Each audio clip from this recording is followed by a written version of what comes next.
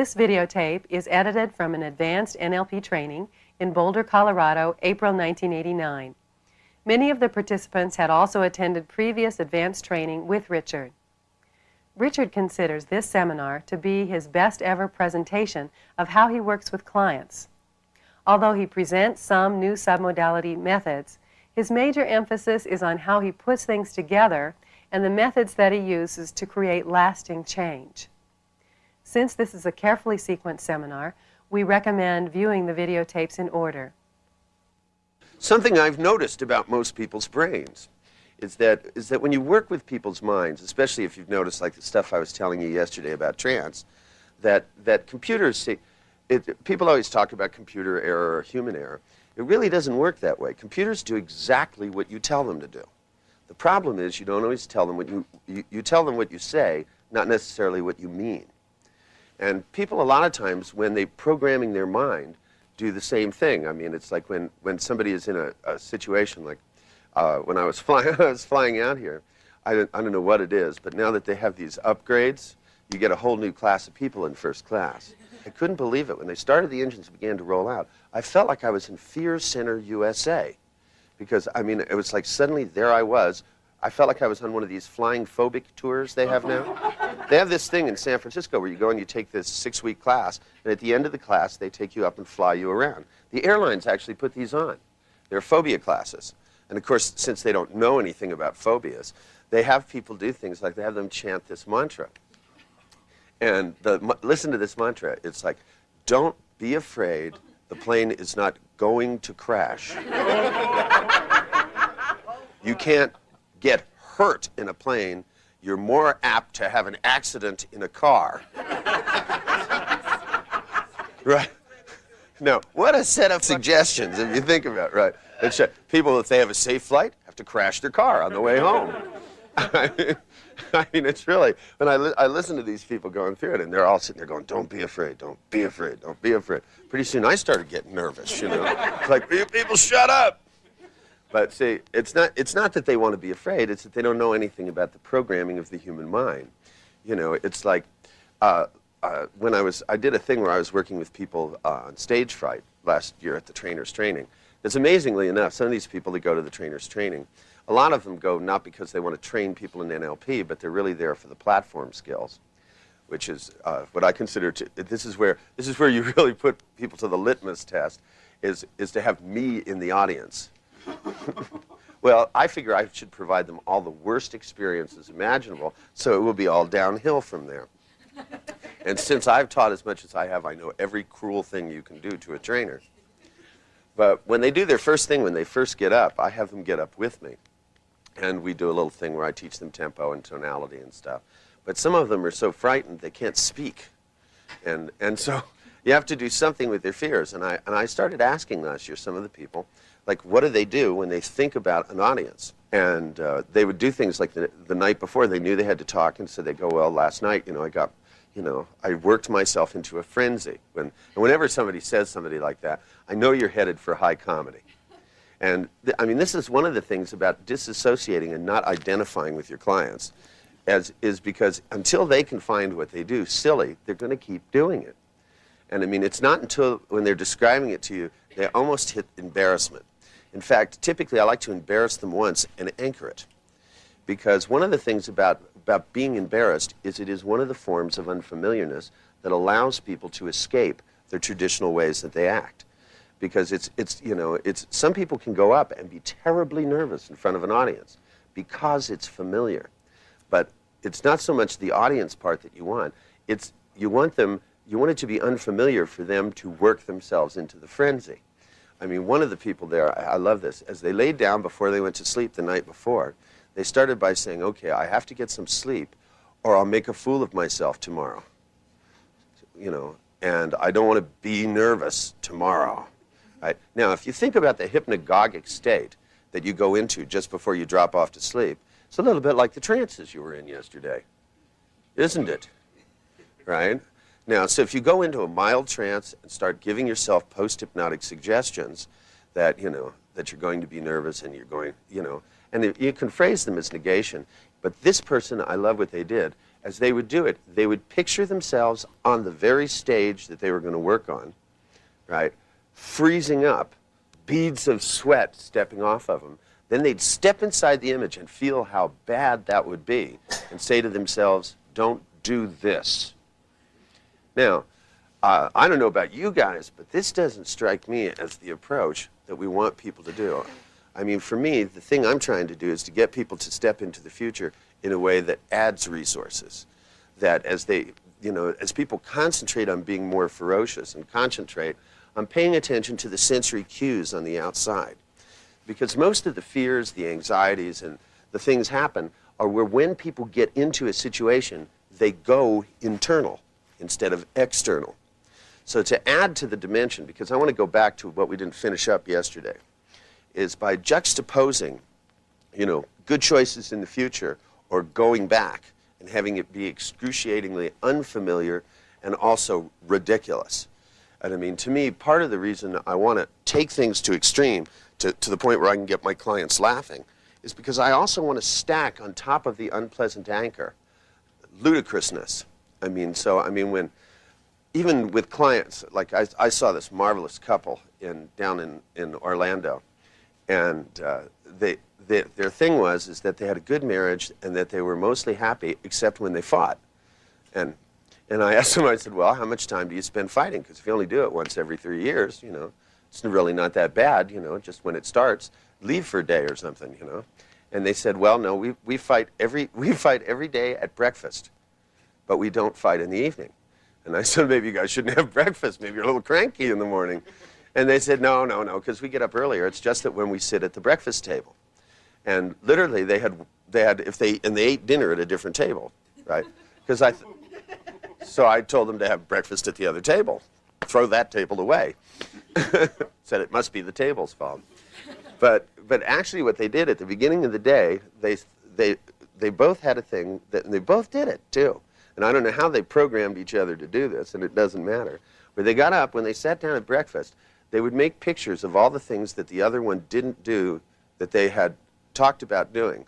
And then they'd start to fight about it, and then they'd make promises that they didn't mean to keep to each other, just to get the other one to shut up, right? Which, of course, then fed into the next day. It's kind of a nice recursive sort of loop, if you want to get up in the morning and torture your mate, anyway. I don't think fighting in the morning is a good idea. But it does kind of wake you up a little bit, get the blood moving. But I typically, if I'm going to argue with people, like to pick strangers just randomly on the street, go yell at them. That way I don't have to ever see them again. I always thank them after. Oh, thank you very much. I feel better now. They go, what was that about? And never mind, it's none of your business. But you were yelling at me. It has nothing to do with you. You were just the lucky one this morning. Now, one of the things that I'd like to do is I'd like you to think in terms of exaggeration. That when you take things to extremes, that you're really trying to build for yourself the two anchors that you want to establish here. You want an anchor that goes past, and again, it's going to amplify. I forget how to spell this. I don't spell in the morning. My pictures are too clear and bright. It hurts my eyes. Go in and look at those bright words. I think I should switch to a black background, don't you? That'd be easier. Of course, then it might be too dark. To go in there, I'll fall back asleep. Just pull the shades down over the letters, and off you go. Now, on the other side, again, you want to be able to hook this with the future. And one of the things that I find useful is paying attention to how somebody's timeline is organized. Because people who have the future straight out in front of them and the past in the back, one of the things that I have a tendency to do is to anchor them on the shoulder with the positive thumb. I'll have a tendency to move up and anchor them like this, so that as they look over their shoulder, they get the future good stuff. So that again, I reverse so that the future is in there, and then if they look into the future, they get the good stuff, or they look and they see the past. Because especially with people that have their past behind them, these are people that have a tendency to repeat mistakes. Whenever people put the past where they can't see it very well, they have to turn around and look at it or pull things out with great difficulty. One of the things that you want to be able to do is to take the past anchor and to be able to put it wherever the future is so that they would look at it. With some people, if it goes straight out, you have to anchor them here. And I will. I mean, I'll literally walk up and make an anchor like that. It's as plain as the nose on your face. See what I mean? So that if they have a tendency to go into the past behavior, it has them look at the future on their timeline so that you can orient them that way. Now, the one thing that I'd like you to do, because I'd like you to go back with your partner, and we'll just do this one little ending piece here before we move on to other ludicrous and strange things, is that at this point, one of the things is I don't know how much content you have about what you're doing, but you have, given that we did similar things, you should have enough content that you can begin to exaggerate. Now, there's another form of sliding anchor that I want you to learn to form. That not only do you anchor on them kinesthetically as you go back into the past thing, but you're doing your amplification with volume of your voice and with pitch in your voice. So that as you become louder and as the pitch of your voice goes higher with the negative anchor, right? And the same thing with the positive anchor. It's like, do you really want to enjoy yourself and have a good time? Nah, probably not. You'd rather feel this. And it not yet, Robert, I'll tell you when. It's like, okay, unconscious mind's ready. Put him in trance. It's too early. You have to stay in the waking state in the morning. Just for a while. I'll let you know when. That as you do it. Now, you also want to be able to give yourself some movement room. That a lot of people get stuck in their chair, especially in their office. It's like somebody put that, super glue in their chair. They figure they can't move. You want to be able to move because you want to think in terms of the submodalities that you elicited earlier. Remember when you were eliciting the submodalities from your partner of all these different things we've been working with? Did you notice that there are certain things like distance that are powerful variables? Now, the thing is that if you think about, in your mind, just kind of scan over the stuff that you elicited yesterday from them, things about size, distance, volume, pressure, all the different submodalities, inside there'll be ones that are really kind of kickers. And one of the ones I find that's commonly a kicker with most people, of course, is distance. So one of the things I do is I watch where they focus their eyes. When I have them think about, I go, well, now, when you think about going back and doing it just the way you did it before, you remember what it was like. Think about it for a minute. I go, and I watch where they focus their eyes in space. If you watch where eyes look, you can tell if I'm looking at the wall, if I'm looking here in space, or if I'm looking really close. You can tell by head tilt, you can tell by where the eyes. As soon as I notice where they put it, right, now I have the ability to amplify it, right? Because as soon as they look there, I anchor it with my hand, spatially, right? So as I move away from that space, I cup my hand back, and as I move up, I open it up. Whenever you want to create a flat surface, you cup your hand round, and you come up and move away from it. When you want a curved surface, you start with your hand flat. What? Again. Well, if you want a curved surface, if you want to create in space a curved surface, you do it with difference. You start with a flat hand and you make a curved surface. So if we're talking with pictures that are flat, right? As opposed to a cattle shocker, that to create this, a little motivation there. Paying attention clearly this time. Yes. It's just an anchor, that's all. Well, see, the thing is that, for me, that when you're communicating with somebody, that a lot of people get lost in the words. They don't realize your behavior. Everything you do is an anchor. And that, to me, that part of the reason of understanding submodalities is not just so you can talk the client to death with them, but so that you can utilize them. And part of that requires that, well, it is. I mean, some people are all theory, no practice. Believe me. I heard a tape on submodalities that I won't name the trainer, but that this trainer made, who has, as far as I know, never taken a course from me, and as far as I know, never taken a course from you guys. And their understanding of submodalities, for example, they didn't have any kinesthetic submodalities, which, given my memory of them, fits. And in fact, their description of the submodalities, if you listen to the description, it was a description of this guy. But he assumed that, of course, everybody had that submodalities the same way he is. For example, when he was talking about things on the tape, he was talking about things you believe strongly, and the picture is big and bright and right in front of your face, to the point where you can barely see it. And that's of course, this is true for everyone. This is where, because see, according to him, submodalities were fixed. There were certain universals. Like, now, if you think about your beliefs being in front of you and you can't see them, that pretty much sums this guy up in a nutshell. That's it. If you're going to believe something, it's good that you don't know what it is. Or at least it's kind of blurry and too close to you. But see, the thing is because when you lock up a negative feeling, right, and you want to begin to amplify it, as you talk about now, next time you're with a client, of course, you want to go back to the old way you were. And, only you want it to feel a lot worse. See what I mean? And the thing is even as you grab a hold of a picture and move it, you take your tone of voice and you create a sliding anchor with your tone. Because that way you can keep repeating it over and over. So that as you want to build strain about going back to the way it was, because you want it to be a strain to go back to old behavior. Remember, people opt to go back to old behavior because it's familiar. So if you can make it strenuous, that, okay, I'll go back and, it's the thing at the end of the session where you tell people, now, try and go back and feel the way that you did before. And they go, but I don't want to feel that way. And you go, do it anyway. And they go, oh, okay, I guess I can try and go back and have those feelings. Whereas 15 minutes before, they had no alternative but to feel that way. So as you grab a hold of something like this, you go, you can feel that way.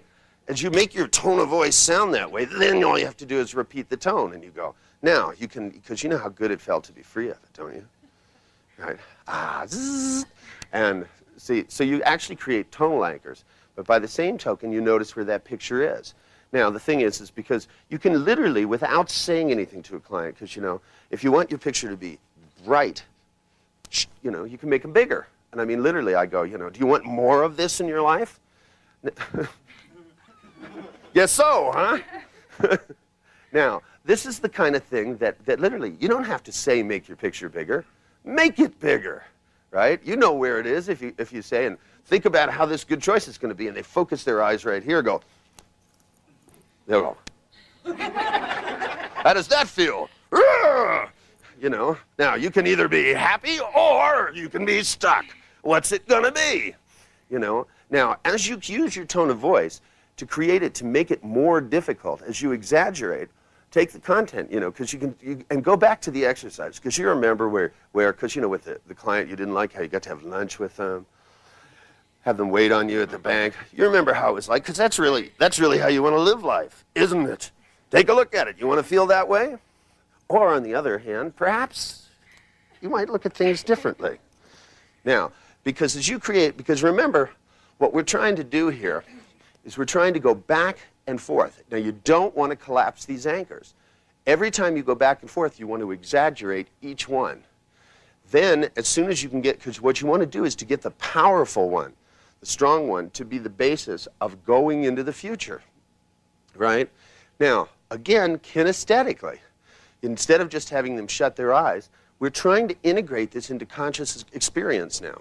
Now we're trying to get a hold of these things, this positive picture, and show somebody how much better it can be, right? So that they'll learn to live this way always. And feel this would be useful. Now, right. Now, that's one of the things that you can't do sitting down calmly with your hands folded over your lap.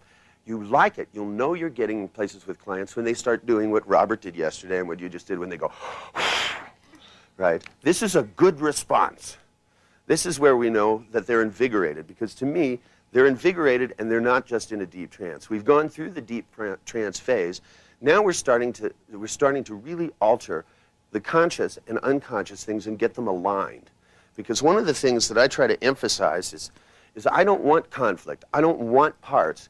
I want a lined up person. I want everything going in the same direction. I don't want ecology. I want something good. Ecology is like peace between warring neighbors, right? Submodalities has ecology built into it in the sense that it eliminates parts. It takes the entire concept of because parts is anthropomorphized. It gets too spooky. I mean, you can take somebody and hypnotize them and make them a multiple personality. Well, just short of that is the reframing model.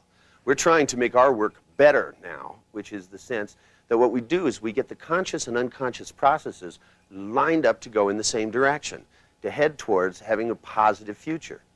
Now, as you oscillate back and forth between this kind of activity and this kind of activity, listen to my tone of voice, using different tones. Now, we want to switch now from this point to not only using the visual components we know about, but from switching to using my auditory to using her internal auditory, right? You know, I mean, you know, we want to begin to hear trumpets going off when she thinks about doing it, when she looks at a client, right? We want her to look at the client that comes in that would have been a problem. Again, always stack presuppositions in your language. Use your language so that it works for you, right? Listen to yourself talk. Don't plan what you're going to say. Listen to the words as they come out of your mouth. Because if you say something and afterwards you go, ooh, that wasn't good, keep talking, right? Because you can always turn it around. That's one of the nice things about scope ambiguity. Now, isn't it useful? Oh, yeah, that's what he meant. Does it become clearer and clearer and clearing up now? Isn't that useful? To have left behind you or to move into the future? Tense.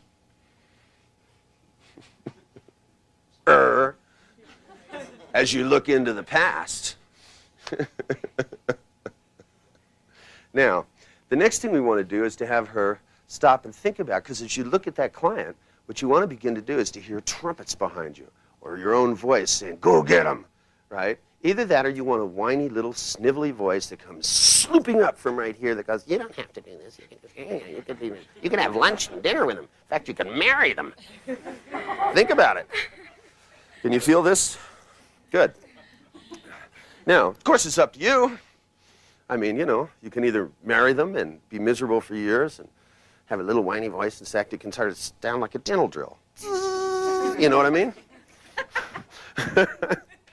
That's right. Or you can get the big picture about having fun with it, enjoyment, and hear those trumpets coming from behind you. Da-da-da-da, here I come, rock and roll. Life can be good. Your ass is mine. All of those things coming inside of your head, so when you look at clients, you broaden your horizons, so to speak, and the sound gets louder and louder till it begins to send shivers of pleasure that start from right here. And you feel this would be useful in the future every time you encounter somebody like that. Or on the other hand, you could just feel your teeth.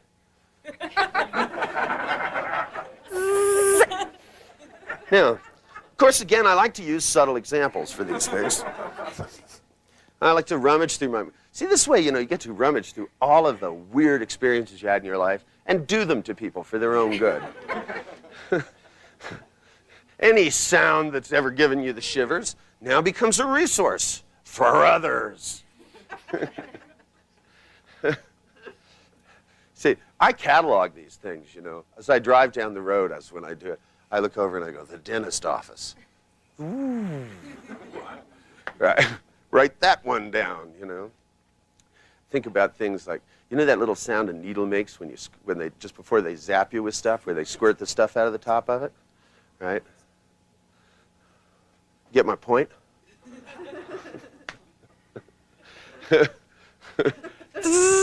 She's sitting behind her. I'm getting her as good as... You should see that the camera was going in this direction. I got a line moving this way. That's right. Okay, now, what I want you to do is I want you to get your partner. And this is the point where, again, when you go into state, when you do NLP, you don't just go into one. For me, there are phases of what you're doing. And when I'm getting to the point where I'm doing things in the integration, I go out of that, you know, I'm just going to kick your ass phase into I'm going to tickle every nerve in your body. I'm going to have some fun. Because now it's time, you've gotten to the point where somebody has a sense of humor, right? You know, when you ask somebody, go, well, you're going to go back and be a wimp? What's it going to be? We see which way she looks.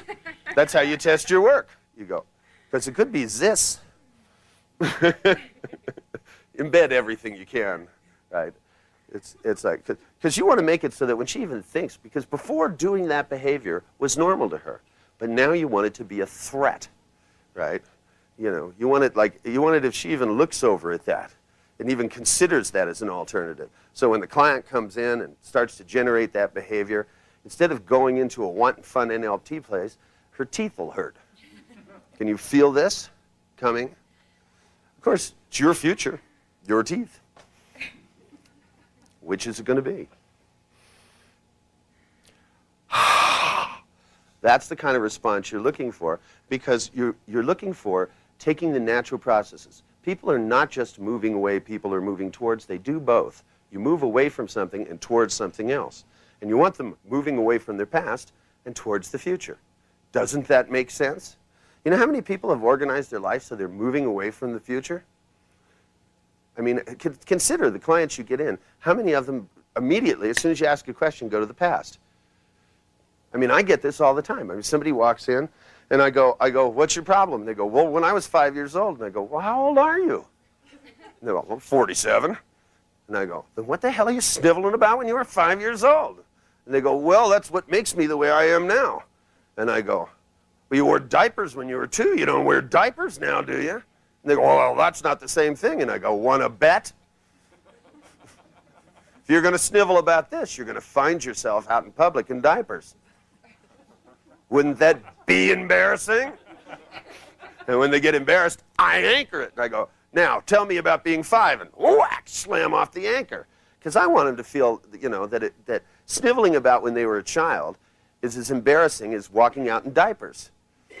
I mean, to me, I don't want them to feel like they want to go into the past. I want it to feel unfamiliar. I want it to feel strange. I want them to head towards the future. Because your past doesn't make you who you are. It is the basis of who you are. It doesn't control. Just because you were beaten up as a child doesn't mean you have to be sniveling now. But it's all you learned. But it's not what happens to you, it's what you make out of it. Some people who were beaten up as childs become real badass motherfuckers. And some become afraid of everything, afraid of their own shadow, you know, and everything in between. So the trick is to go back and take your past and make a new future, one that pleases you, one that you can do something with, one that's more ferocious. Now, for yourself right now, it's like the thing that you need to do as preparation, because whenever you're doing NLP, you're not only working with other people, you're using yourself like an instrument. And you've got to keep track of your state, not all the time, but from time to time, as you move into a new behavior, like, you know, when you're ready for because this is the phase at which I stand up. It's when clients know I'm going to kick their ass real bad. Anybody, I've had clients that I've seen like once, you know, and then maybe 3 or 4 years later, I've seen them again. And stuff. They get to the point where when I stand up, they wince already. You know, they cover their knees, stuff like this. I go, that won't help, you know. They go, I know, please. Hurry up, get it over with. Make me feel good. And then bad, and then good, and then bad. I promise I'll never feel bad again if you do this. All right, if you promise to live in a state of ecstasy, I'll leave you alone, but otherwise I won't. What's it gonna be? Which one? How do you want to live?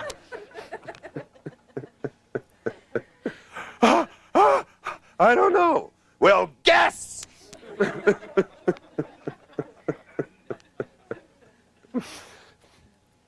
See, I know where these ministers got this stuff about slapping people on the head.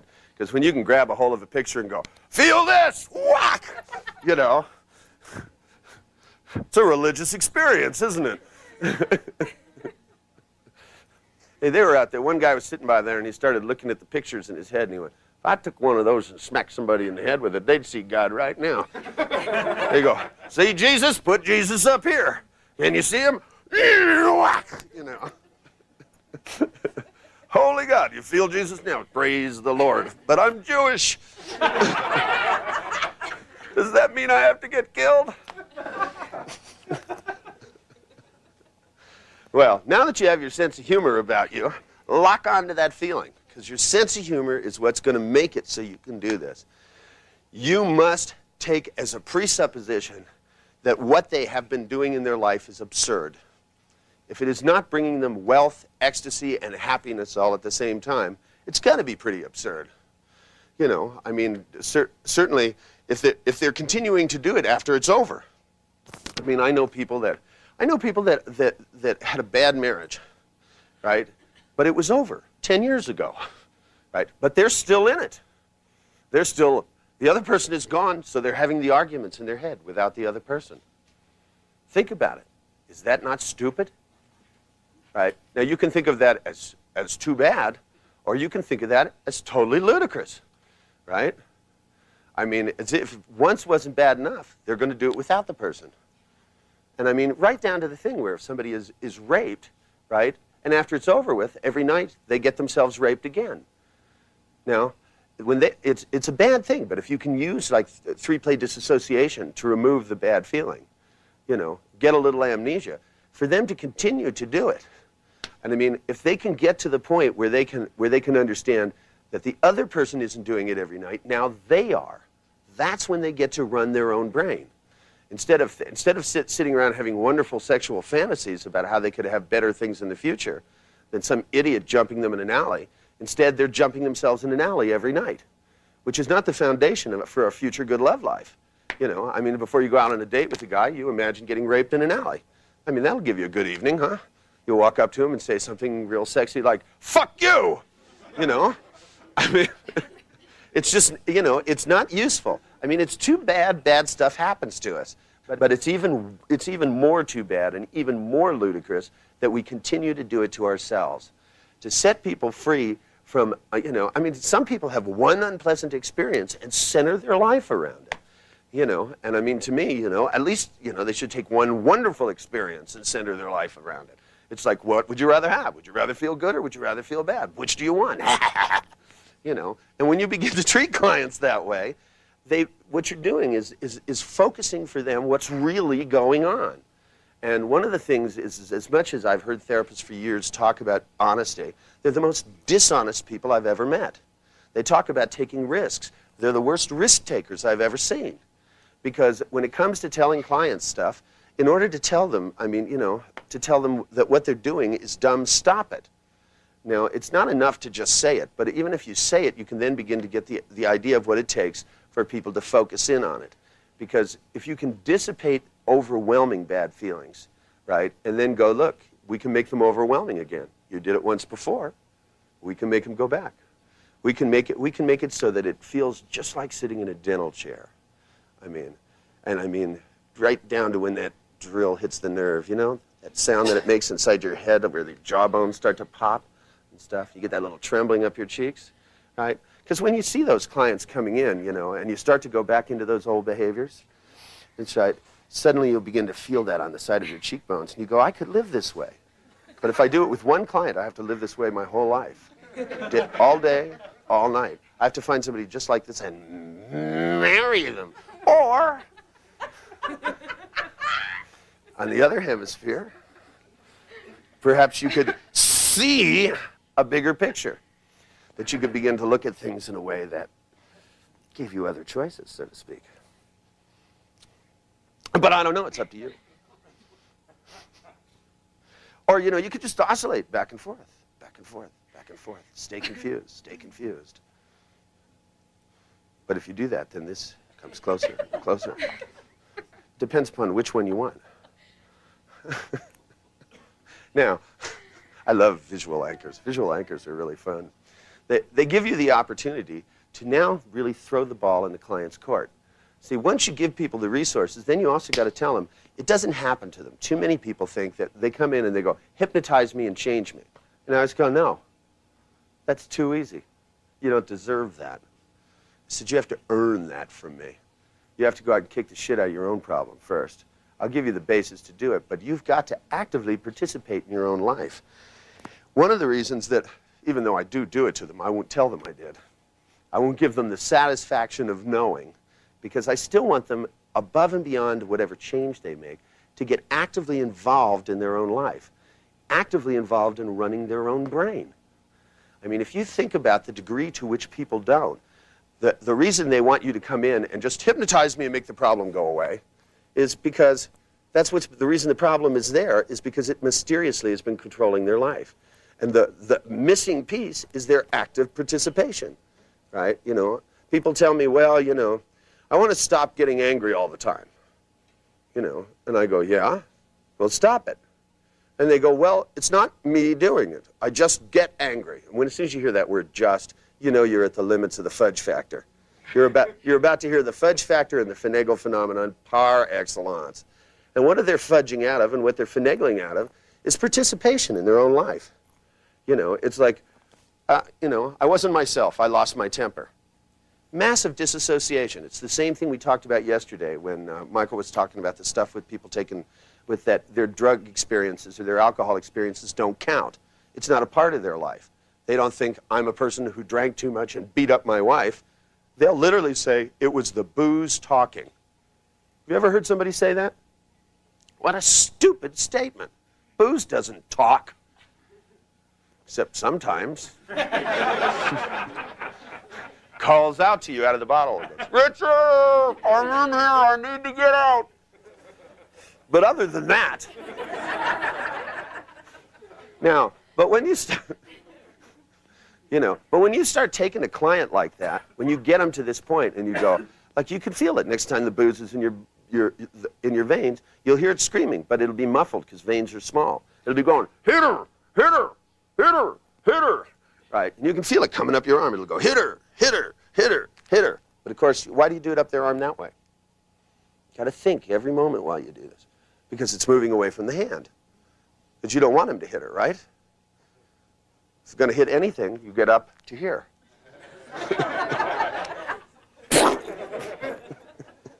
Well, I figure when I'm working with people, I get to do what I want. And see, the thing is that as you begin to take this extreme behavior of disassociation, it's the booze talking. This is why in the beginning of sessions, I really perk up my ears for the stupid things that people say, because I'm going to save them. I always want to use them right away. It's my tendency to just want to shove it down their throat. But I know how much more fun I'm going to have if I wait, right? Because if I take the really dumb things that people say, well, like it was the booze talking, those great little idiomatic statements, save them to the end, then, I mean, literally, you can go, you see the bottle here, and it's screaming out of the bottle, drink me. But, of course, if it does, then you'll shrink, and you know where, too. Booze, sex. Booze, sex. It's up to you, choose.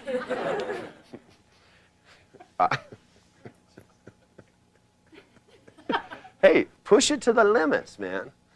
Go for the throat at this point, because this is exactly what's going on in their life. They are choosing, and you want it to become a magnanimous choice, one that's fairly obvious which direction they're going to go in, a positive future or a shitty future. What's it going to be? But that's what it boils down to. Now, by creating such massive things, the nice thing that you're doing is you're not creating a polarity. You're not separating out parts. You are putting them in the position of making a decision about their life. These are two processes that they do, not two different things doing two different things. It forces association. It, in essence, takes both behaviors and rams them into the same bottle, so to speak. So that what happens is they are in the position of choosing which one they are going to do at any moment in time. But it's all them actively doing it and actively choosing. Now, the thing about submodalities, if you remember before anybody taught you about it, you were doing it, weren't you? It's like, but when somebody said, well, some of these pictures are bigger than other ones. Some are on the right, and some is on the left. And you went, damn, look at that. Said, pick a strong belief, and you went, pick a weak belief, and you went like this, and you went, shit, man, one is over there and one is over there. Ain't that weird? Right? But you were doing it anyway. Now, the thing is since you're doing it either as out of consciousness or whatever, the fact is that your clients are participating in their life, but just like, all this stuff is going on and the voices and stuff, even though it's sorted out to keep it separate, they don't know how it's sorted, right? And of course, if they don't know how it's sorted, when they're making decisions that drive them back into old behaviors, right? I mean, think about it. If you have automatic accessing queue, if you talk to yourself and a certain bad decision is automatically there, you don't have the choice of pushing it away. The lady on the Marshall University tapes, I mean, making pictures of people getting in accidents and their bones sticking out through the skin.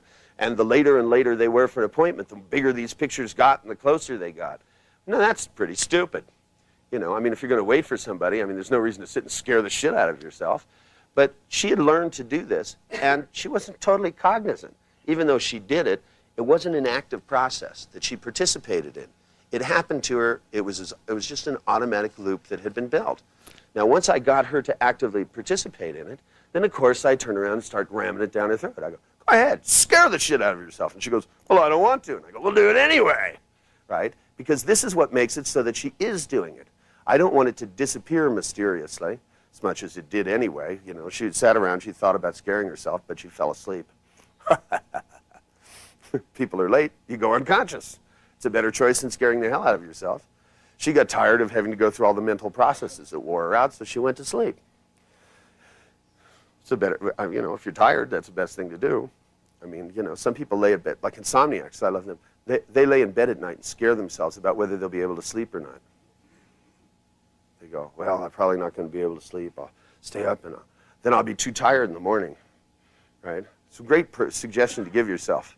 Stay awake all night and be too tired in the morning. That way you get tired all day and awake all night, right? Now, it seems to me there's a simple cure. Sleep all day and stay up all night. Works for me.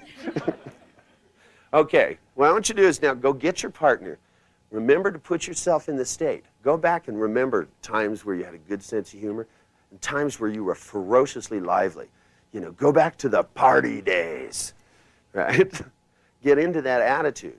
Remember, as you talk to somebody, you're using your tone and tempo very methodically. You're using space very methodically. That, you know, as you create a space, you're watching their accessing cues, because as you start out very slowly, talking about what you did yesterday, general conversation, you know, and it's the do you remember question that forces them to access. You know, do you remember, you know, what it was like when you first stopped and, you know, thought about the client, you know, that was tough, the things you did where you hesitated? Do you remember what that was, underlined, like? Keep your presuppositions in order. Talk about what's past as past. And now that you know how you're going to be and how delightful it's going to feel. And remember, you in essence want to jump mildly back into the altered state, enough of an altered state.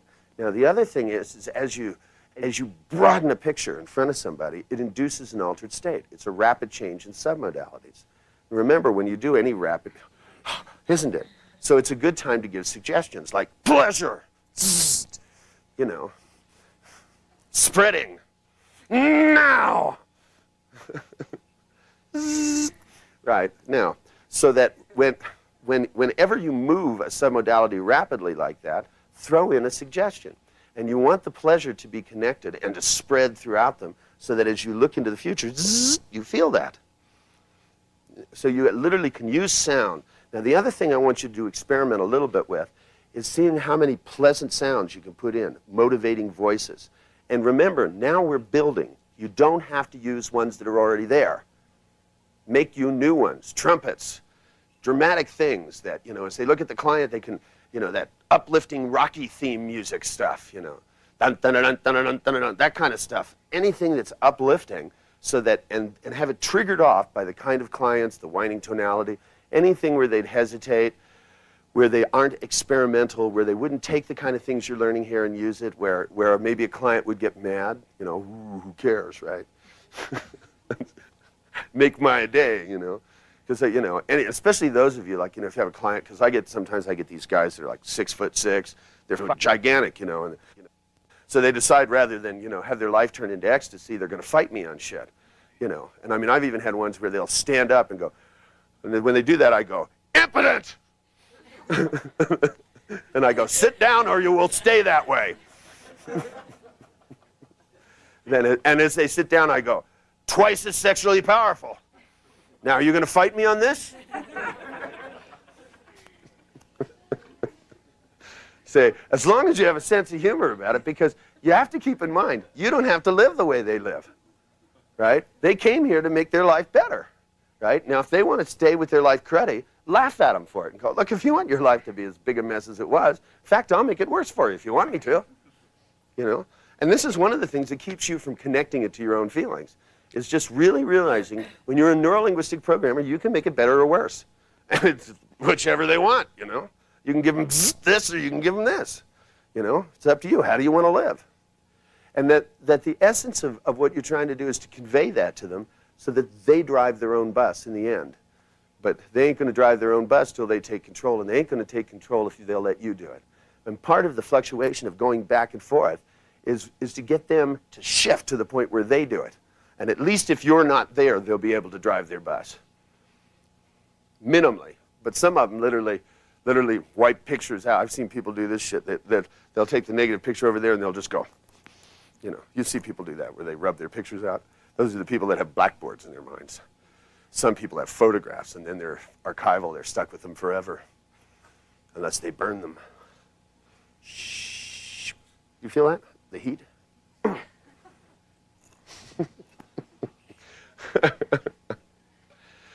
It's just a way of changing people. Okay, grab your partner. Take about 15 minutes apiece. Remember, this is something you're doing building up to a crescendo. So don't start out screaming, work your way up. You don't have to get loud. You have to get solid in your voice. It's not so much that you scream loudly, because if you do, you'll disjunk their consciousness. It's not so much volume as a solid, rich tone. And if you have any problem with that, pull your chin back and lower your head, and you'll feel your voice is twice as solid. You're speaking from your diaphragm. When you hit low tones, they should rumble. Have that. You should feel the rumbling right here.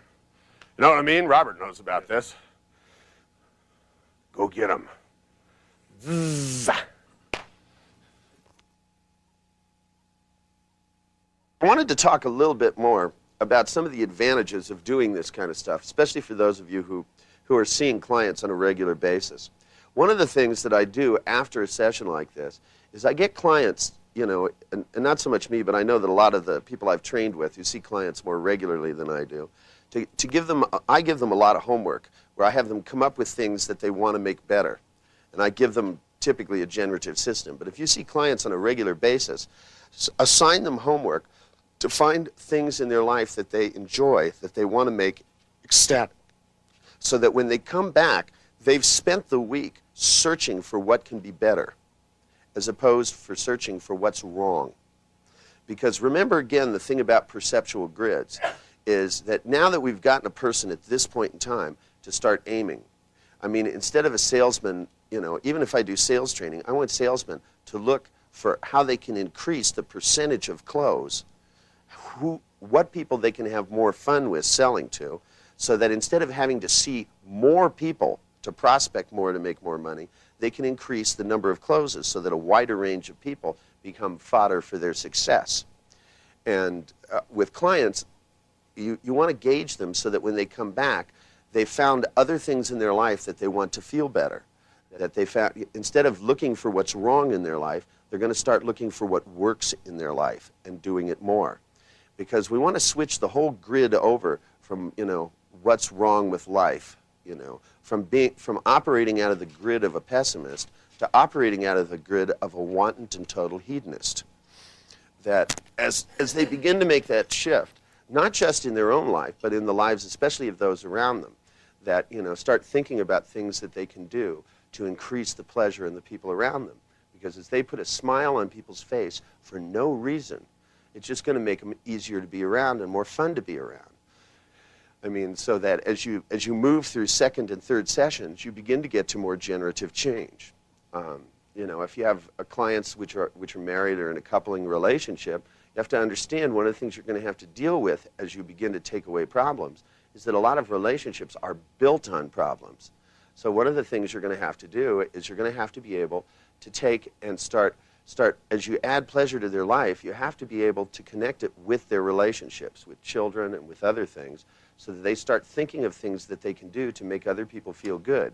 Because you're going to have to trick the people around them into not forcing them back into the same behavior. Because if their relationships are, you know, because when people start walking in and asking the same, you know, like, how are you faring? I mean, there's a semantically loaded statement, you know, are you holding in there? You know, all of those kind of things are going to be the kind of things, you know, and as people walk, you know, because a lot of them, you know, a lot of people will be programmed for, you know, to ask questions like, you know, are you any less depressed today? Presupposition, you are. And I mean, that kind of stuff. is the stuff that you've got to overcome. And so, there's two powerful mechanisms. One is to make sure that you program people to, instead of trying to get total dynamic results initially, you want to program your clients to start out slow and build it so that it always gets stronger down the timeline. Now, the other thing you want to do is to program new responses to old behaviors in the people around them.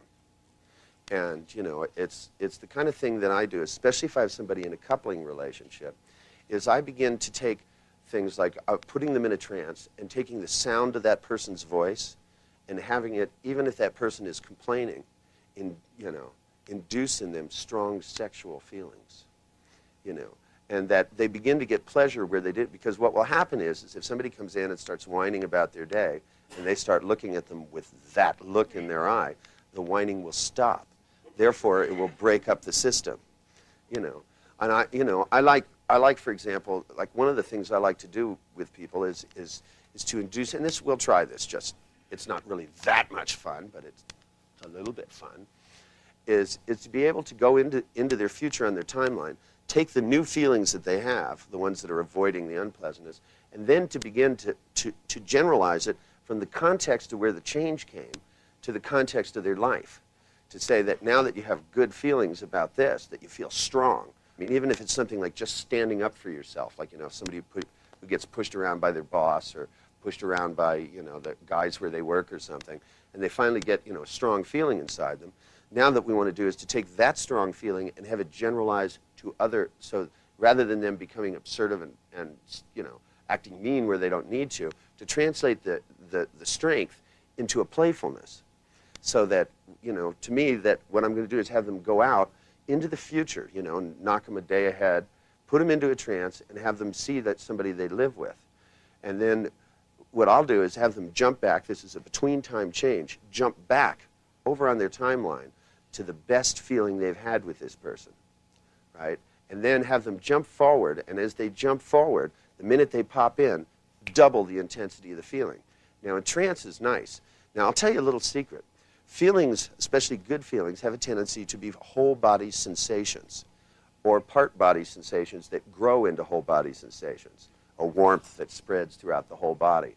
So one of the things I found is that if you anchor at the midline, right, I don't know why, it's a very, very powerful thing. And I like to create a sliding anchor right here. And because it's a good place for feelings to generate from. It's a nice centrally located place.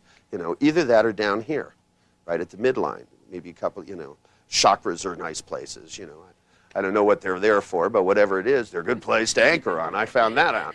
As you go, like that, and then you go spread.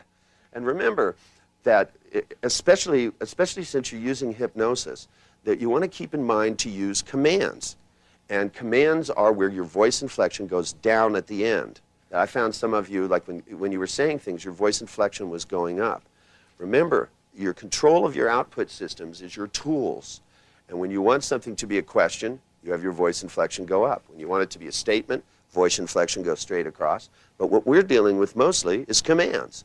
And when, because when you do things, when you shove a picture, of the positive stuff in the future, when you shove it into somebody's face, touch them at the midline and go, feel good. Good. Down. Voice inflection down. And they will. And then you go and double it more intensely than you've ever done before now. So that as you feel this good feeling spreading, ing, all over your body and intensifying as it does so. Remember using linkage and adding these commands so that you begin to build strong feelings. Then you do things. Then take this feeling and see, your wife doing the things she normally does every morning or every night when you come home. And it will put ideas in your mind. Certainly puts ideas in my mind. Take things like saran wrap, whipped cream, and a lazy Susan and see what you come up with. Because you want to... It's interesting when you say that to a real conservative. I had this guy from D.C., really conservative guy, a very religious man, whose wife had died. And it had been 18 years since he had been out with anybody else. That's what I call patience. And with him, when I started, talking about, that because there were women he saw every day at work and he'd like thought about for 18 years asking them out, and I thought it was about time he got on with it, and I said, well, if you need to motivate yourself, just take a few household objects, at random, just pick a few things out of the refrigerator and let your imagination run wild. Now, and this expression on his face was just like that, And I don't know what pictures he was making, but they had to be better than the ones of people rejecting him and being depressed and stuff. That for me, that as you begin to give commands, when you induce trance, then get good feelings, then multiply the feelings, and then have them take the feelings and build images out of those. Because since once you build stronger feelings than they have most of the time, it's a really good foundation for them to build behaviors. Because the behaviors are built out of their own feelings. And then rather than having to see themselves doing things they wouldn't do and then step inside it and see how they'd feel, a lot of times they feel uncomfortable. Whereas if you have them feel good and then generate images from it, the translation is a lot easier. And also, since you start with the normal behavior of other people, not people behaving differently than they're going to, those feelings will automatically come when those things are there. So the way their children normally act, the way their boss normally treats them, whack, those feelings will be there, and then ideas will pop in your mind. And whether you act on them or not is not the important part. The fact that they're there will make you look and sound differently, and therefore be treated differently. It's only a beginning that will lead to wanton and exciting things. Can you feel this now? Spreading.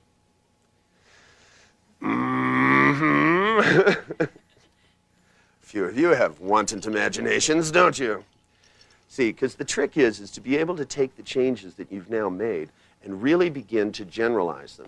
Because now that you've got the context and you've just rammed it in, I mean, this is the phase you've been in now, is you've just been beating them with the kind of change that, it's like, well, you want to feel bad? Feel bad. Go ahead, do it. Or you could feel good. Feels good to feel good, but you don't get to. And by oscillating back and forth, you're driving them to the point where they go, well, fuck you, I'm going to feel good whether you like it or not. Oh, no, you're not. Oh, yes, I am. When you have them drive, now you want to be able to take that strength and begin to generalize it to other parts of their life. And this is not just being nice. This is an essential part of making your life work. Because the strength that you give them, if they're a student, you want them to have strength about studying. You want them to be excited about learning, even from the most boring professor. Squeeze juice out of them. Tell them to learn the meta model. There's no easier way to make a professor crazy than to meta model them, in class. Well, how do you know that? Especially at poetry class. Think about it when they go, this is what he was really thinking. Well, how do you know that? It's a feeling. Oh, so your feelings are real and mine aren't. Well, I have a PhD. So all PhDs are right.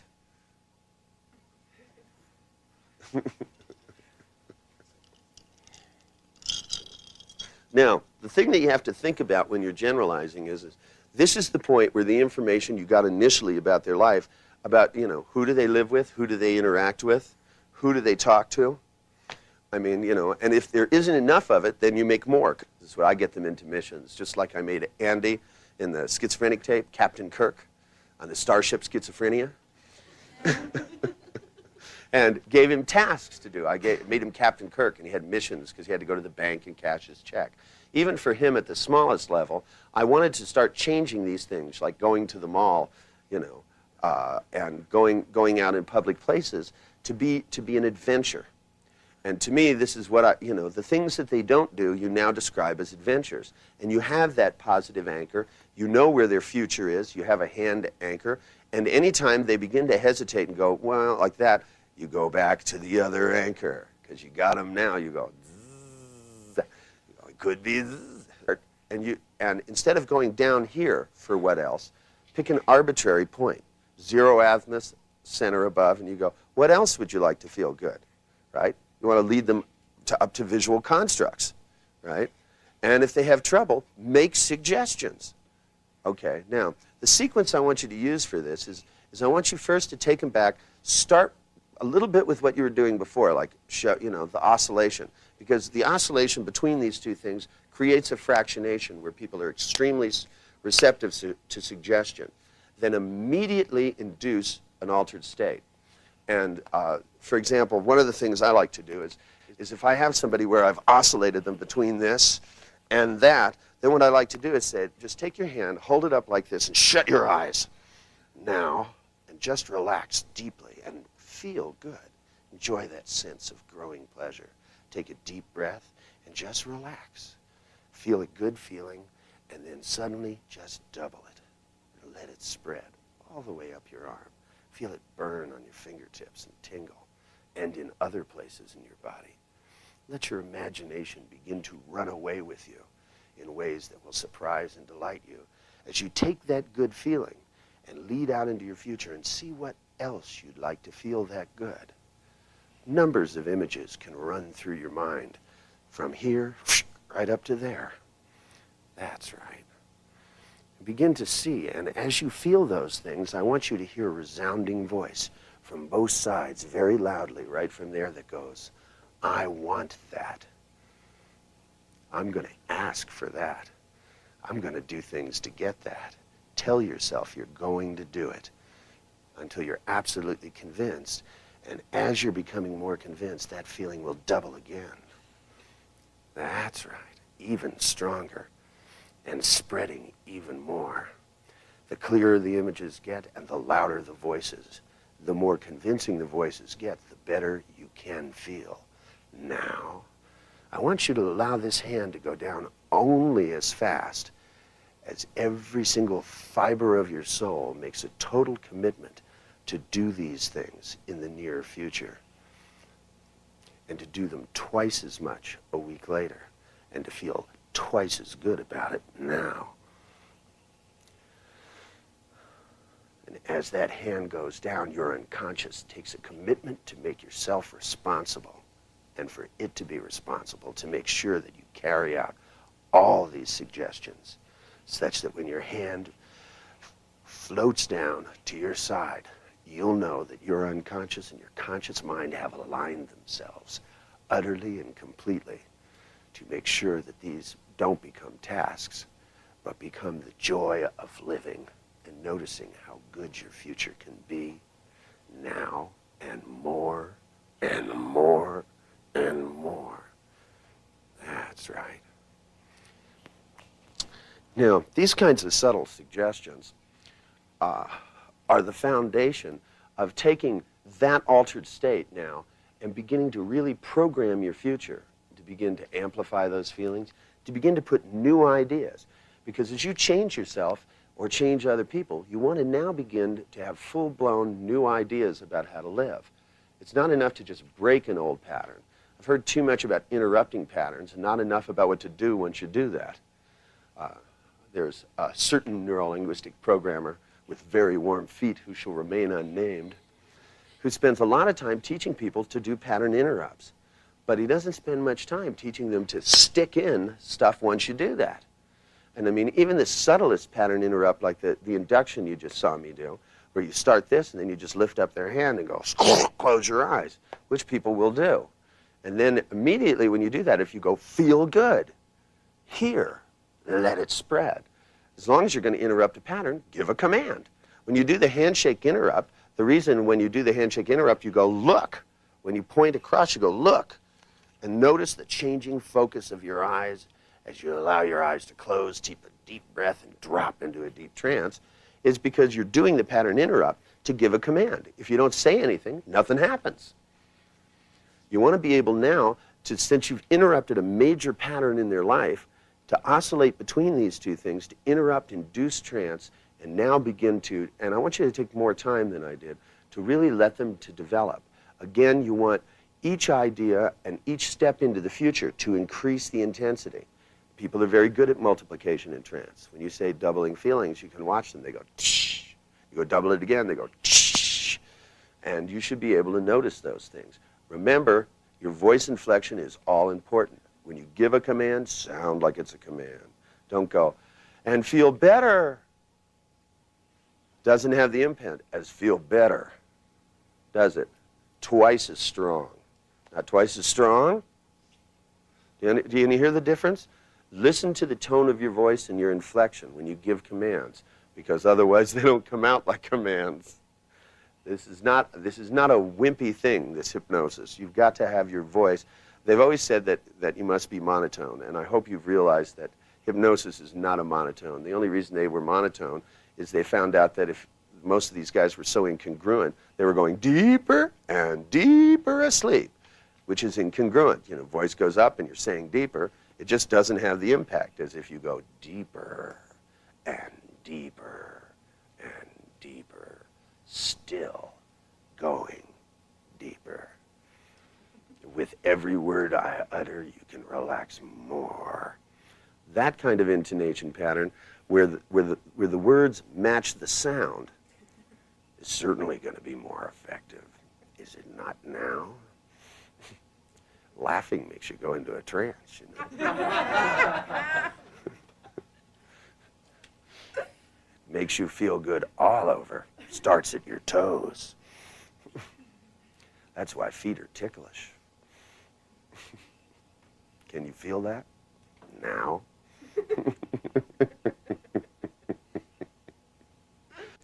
All right, now what I want you to do is to go, sequence, remember, go back into the oscillation. You should have hand anchors set up.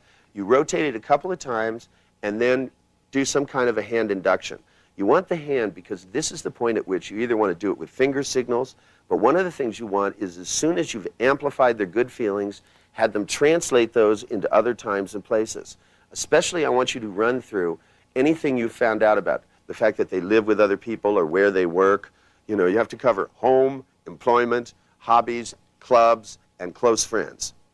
All the potentially inherently helpful people that could fuck up your work. Okay? Relatives, all that kind of stuff you want to run through. They're having good feelings with the other people staying the same, temporarily. And realizing that as you don't have the same problem, I mean, I tell clients straight out in trance, these other people are not going to be used to you feeling so good. So you don't unnerve them when you first see them. You'll only feel this good. But the more you're with them, minute by minute, you'll feel better and better. And you'll notice that so will they. You'll ask yourself now, how can I make them feel better to distract them from my pleasure so they don't want me to go back in pain? Unless you want to feel bad or feel twice as good. Which do you want to feel now? And watch, because they'll either go, or they'll go. And when they do, tell them to spread it. And then put it into their future and add it so that you generalize from context. Remember, people sort by place, sort by person, sort by context. If you've been listening, you probably know something about their sorting principles. Oops. If you haven't, do them all. But I mean, the thing is one of the reasons you listen for this stuff is because this tells you how to future pace somebody specifically. So that as you begin, because meta programs are nice, they work. And this is a way to utilize them to really begin to program things into the future in a way that has a certain kind of dynamic quality to it. That as you align the kinds of hypnotic suggestions you give with the natural processes in this way, what happens is you make the process of generalization that much stronger. Now, okay, you induce trance and you get the unconscious and to give you direct signals to allow the hand to go down only, powerful word only as fast as you solidify these changes and your unconscious is willing to take responsibility to make sure this happens when you see your wife, when you see your relatives, when you see your mother, when you see your boss, as you walk into your place of employment, as you walk into your home, as you walk into the local pub. All of those things you want to be able to become the foundation so that these good feelings mysteriously appear and continue to grow and grow, stronger and stronger with every day that goes by. So that each moment your pleasure increases and the ideas about how to enjoy yourself just start flooding into your mind. Now, okay, then once you've done that, you've done your little trance, then as their hand comes down, what they're doing is programming, because in essence, now what you want to do is to give the biggest and boldest hypnotic suggestions you can for post-hypnotic suggestions about getting this into the future and about proliferating it throughout the rest of their life. and also about inoculating them against the danger of inherently helpful people. Okay? Suggestions about inoculating. That is Inoculating them against. It is the inoculation, right? It is. Well, yeah, because if you make the same behaviors people normally do, make them feel good rather than guilty, it inoculates them. And I mean, it's like, when I teach my sales training course, one of the major things I teach them is that salesmen have been taught that what they have to learn is to overcome objections. And I think that's stupid. I don't overcome objections, I inoculate against them. Because see, if salesmen really use their talent, my sales training course, one of the things I have them do is to make a list of every suggestion they hear. Because there aren't that many. You know, if you're selling cars, you hear a certain set of objections. You're selling houses, you hear a certain set of objections. Since you know what they are, then what you do is that while you're starting to go through your presentation, you go through and you inoculate against the whole list. Or else you do a little crystal ball gazing and find out, you say, and you can do this, you go, well, you know, some people come in here, you know, that, you know, at first they're real excited, but then, the cost, affects them, or the location, or the, and you run through the list until you get the unconscious response. And when you get the unconscious response, you build in an inoculation so that later down the road, it wouldn't even occur to them. And I mean, it makes your selling so much smoother to figure out that rather than overcoming problems, you inoculate against them. So rather than having to overcome the difficulty of other people, you make the fact that it's going to occur fire off positive anchors. So they're inoculated against the danger of other helpful people, especially if they're seeing other clinicians, which is the most dangerous of all. I always get the most intense anchor I can find for ludicrous, right, and attach it to the sound of their therapist's voice, which will cut therapy short, because there's nothing that'll ruin your work faster than a well-meaning psychotherapist who takes them back into all the garbage in their life, tells them if they're thinking about good things, they're being resistant and avoiding, uncovering the true pain that you're feeling now. Because that's what a lot of therapy is about, It's all focused on your pain and your discomfort. And if you're feeling good, I mean, even at Esalen years ago, one of the things that blew my mind is that if you were authentic, you weren't happy. I mean, it was a trait, I mean, everybody was walking around being authentic. They all looked like they were grim. Grim was the word I would use. And I mean, when I cruised in, I cruised in with a friend. I had a friend that was a resident at Esalen. And I just went down to see him. And, I mean, I went down, I brought another friend of mine that was a musician. We went cruising in, and we were ready to party, man. Here we were, And all these people were like, you people don't know who you really are. And I went, well, I know who I really am. I'm somebody that wants to party. That's who I am, man. And they were going, no, if you had discovered your real self, your authentic self. And I went, if my authentic self was anything like you, I'd just as soon not know about it. Thank you very much. Pass the wine. And I mean, they were all walking around. They even had a thing like colloquialisms, like saying, hi, how you doing, was being inauthentic, right? And it never occurred to them that what that is just being friendly, And, if you feel friendly and you say hello, that's as authentic as it gets. You don't have to investigate somebody's whole life before you have breakfast. You can say to them, good morning. That's just being friendly, Put a smile on their face for no reason. There's nothing inauthentic about that. And, their thing was, well, if you really said to somebody, how you doing today, you should want to sit and listen to the answer. I just want to say hi, put a smile on their face, and be friendly. I don't want to know about their problems. I mean, but they got into this thing where everything got dwelt upon and dragged out, instead of making life easier and more convenient. I mean, they could take 5 minutes of unpleasantness from their childhood and drag it out into a 2-week seminar. And I mean, to me, if it only lasted 5 minutes, you should be able to solve it in 10 seconds. At least. I mean, you shouldn't have to go back through it over and over and over again. This is where what you do is you start getting people to go over possible pleasures. They don't even have to do them all. They just have to think about them. It's even fun to think about them. See, one of the things about the abolition of guilt that I found out in the flirting class was people thought if they thought about things, they had to do them, right? And it's not true, I mean, it's like, there was a little section I taught one time. I was teaching people how to undress each other with their eyes. I found out there were people that didn't know how to do that. And I thought, God, where have they been? And I found out in therapy. Where else? So the first thing I did, the first female therapist I met, I saw her naked and found out if I'd still listen to her. You know. It's really funny. The other thing I loved about Esalen is people took their clothes off and pretended like they weren't naked. I had more fun with that, you know, because these authenticated people that were down there, you know, you get in the big sulfur baths down in the cliffs, sit down there and you look at somebody and you go, fucking great tits, you know, and suddenly they knew they were naked. I mean, and it was really like the emperor's new clothes. It was like suddenly they go, oh, you know, it was like, you know, oh, you didn't know you were naked? Well, I knew, but you're not supposed to look, you know. I go, hey, you take your clothes off. I'm going to look. And you might think that's authentic, but all parts of me know better. One part in particular. Oh, the silly things they get people to do. Humans are really, truly strange creatures. They can be a lot of fun. They can get serious. You can get humans serious about anything. It's getting them to have fun that's tough. So go back, get your partner, follow the sequence, and mostly enjoy it. This is where you have to make it sound luscious. You have to use all the tones in your voice, all your behaviors, every expression that you use before they close their eyes. I know some of you gesture when their eyes are closed. It doesn't help as much. But if it helps you to be able to generate the voice tones and the intonation patterns. Now the other thing is you want to put now sounds in their heads. The more sound you can put in their head at this point, the better. So that, you know, and this is where you pick words, and, you know, semantically loaded words like yum, right? Now, when you want to locate a voice, touch them on the back of the head where you want the voice to come from. Especially if you know something about where the voices are coming from already, put them somewhere else.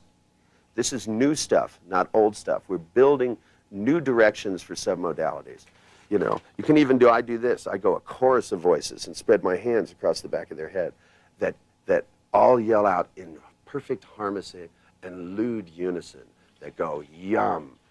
It's the first time, when you haven't been around your wife for 5 minutes or for an hour or for all day, when you hear her voice on the phone or the first word out of her mouth, you hear a chorus from the back behind you that goes yum, and a certain part of you begins to respond. And I'll let you choose which one and how well it works or not, because if it responds immediately, it will respond for a long time. Just a suggestion.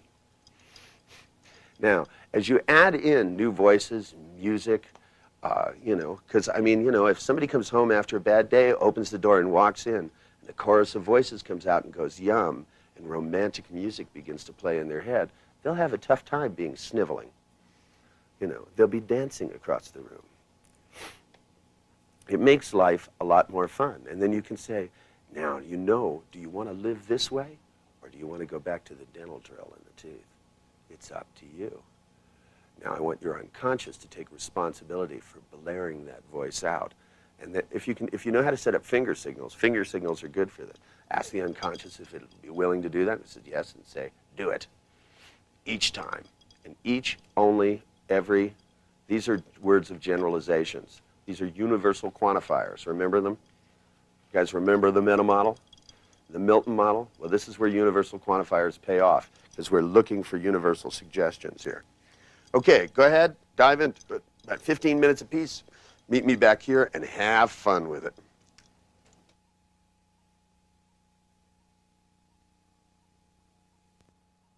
I just wanted to ask you, how'd you do? Really light touch, bringing the auditory around.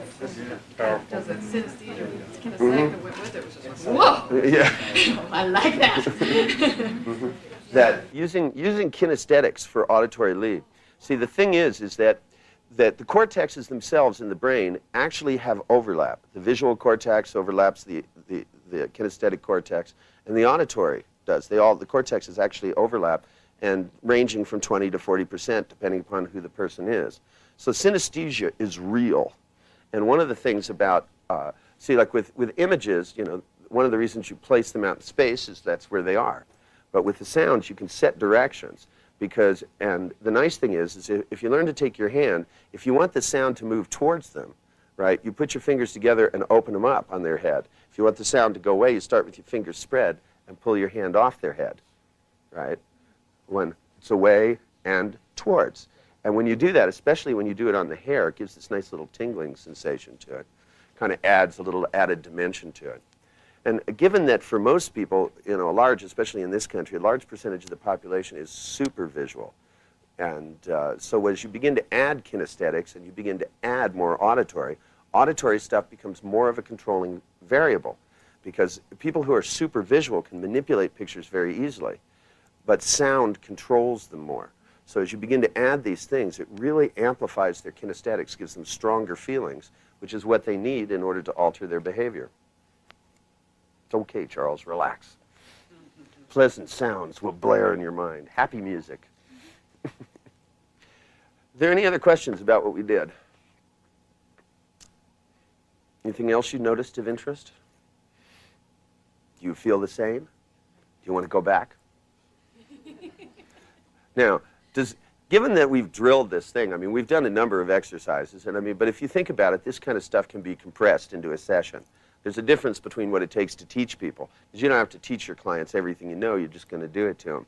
Do you have the sense that, because people are always asking this question, which is, for a long time confused me, is about, well, how do you make this stuff last? And the way you make it last is by, instead of using a technique, you build a package out of the different techniques and out of the different patterns. Because there's a difference between a pattern and a technique. And I mean, patterns are like a language pattern, like universal quantifiers, like presuppositions. A technique is like the phobia thing.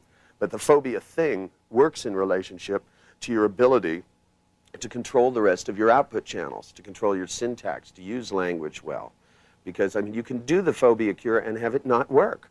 If all your language patterns presuppose that it won't, I mean, you know, and you know, you're combining altered states. What we're doing here is combining all kinds of things, timelines, submodalities, all of these things, and beginning to put together a package where the end result is that it's unfathomable that you could go back the same way. And I mean, this is the kind of change that lasts. It's, you know, because I keep finding, like, you know, these stupid researchers that test things. You know, I always love that their control groups are always, you know, 20 sophomore women. I mean, this is the way we test science, right? Some 45-year-old professor just happens to pick 20 co-eds, you know, sophomore co-eds to do his research on. They're science, boy. Weird science, if you ask me. But like when they tested VK disassociation for phobias, to begin with, whoever tested it obviously didn't know what they were doing. And when they say there isn't a significant difference, well, the fact they don't get a significant difference is that they don't know how to do it. There's a difference between if I did it and if they do it.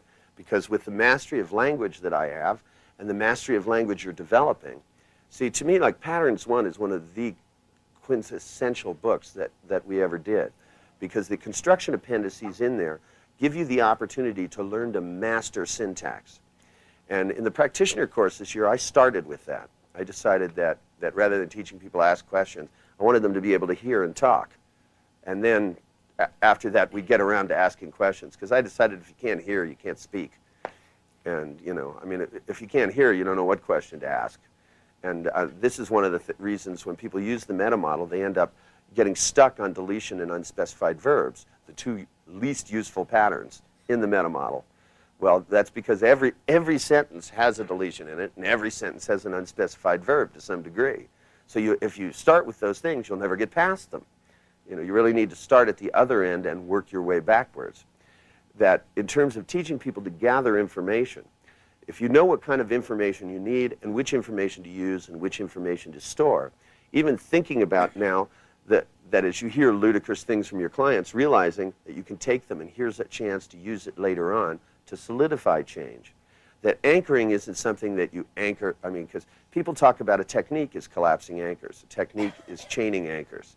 But there's much more to it, and there's much more in the sense of the ways in which you can use it, that as you weave these things together in a package, this is where you get profounding change, and not just lasting, but change that's going to generalize and broaden out.